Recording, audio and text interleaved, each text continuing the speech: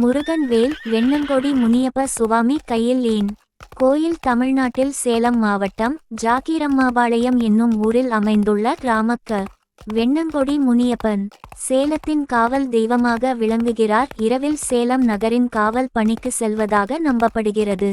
வேல்விலங்கு என்னும் சிறிய இரும்பு கம்பி கொண்டு சுவாமிக்கு காட்டுவர்த்தன பூஜை செய்தால் பயம் உணர்வு போகும்.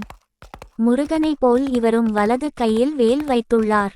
24 மணி நேரமும் கோவில் திறந்து இருக்கும். சிவபெருமானை ஈஸ்வரன் என்று அழைப்பார்கள்.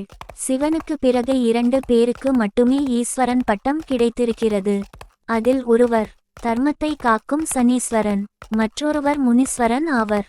இந்த வெண்ணங்கொடி முனியப்பனுக்கு அமாவாசை பௌர்ணமி நாட்களில் சிறப்பு அலங்கார பூஜைகள் நடைபெறும். அப்போது பக்தர்கள் கூட்டம் அதிகமாக இருக்கும். மாமிசம், மதுபானம், சுருட்டு மற்றும் இனிப்பு பொங்கல் போன்றவற்றை